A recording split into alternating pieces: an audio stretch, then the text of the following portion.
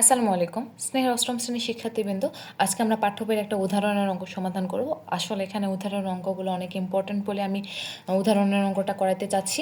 দেখো এখানে কি বলেছে, বার্ষিক শতকরা 8 টাকা মুনাফায় 62,500 টাকা 3 বছরের চক্রবৃদ্ধি মূলধন নির্ণয় করো।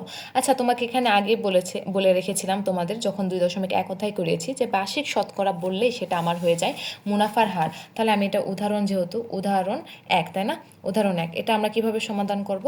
প্রথমে আমার এখানে কি কি দেওয়া আছে আগে সেটা লিখবো। দেখো দেওয়া আছে মুনাফার হার, বার্ষিক শতকরা বললেই সেটা হয়ে যায় মুনাফার হার। মুনাফার হারকে আমরা সচরাচর 8 দ্বারা প্রকাশ করি। এখানে দেওয়া আছে 8%, তার মানে আমরা লিখতে পারি 8/100।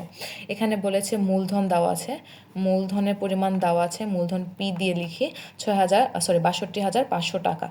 তারপর এখানে দেওয়া আছে সময়, সময়টাকে আমরা এন দ্বারা প্রকাশ করি, এনের মান দেওয়া আছে 3 বছর। তোমাকে এখানে বের করতে বলেছে চক্রবৃদ্ধি মূলধন নির্ণয় করো। তাহলে চক্রবৃদ্ধি মূলধনকে আমরা কি দ্বারা লিখি? সি দ্বারা লিখি। সেটা সমান সমান হোয়াট, না, চক্রবৃদ্ধি মূলধনকে সি দ্বারা লিখি, হ্যাঁ, সেটা বের করতে বলেছে। তাহলে আমরা জানি চক্রবৃদ্ধি মূলধন সি সমান সমান আমরা কি লিখতে পারি? সি সমান সমান পি ইন্টু 1+r পাওয়ার হইতেছে টু দি পাওয়ার এন। তাহলে সি এর মান যেহেতু বের করতে বলছে, এখন সবগুলোর মান বসায় ফেলবো। মান দেখো 62,500, 1 যোগ আর এর মান 8/100, এন এর মান হইতেছে 3 বছর।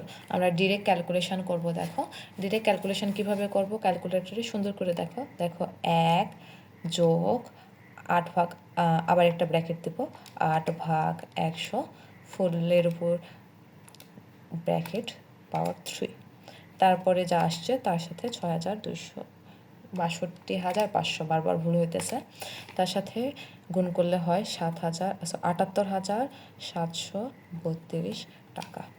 তাহলে আমার চক্রবৃদ্ধি মূলধন 78,732 টাকা। এটাই আমার অ্যান্সার।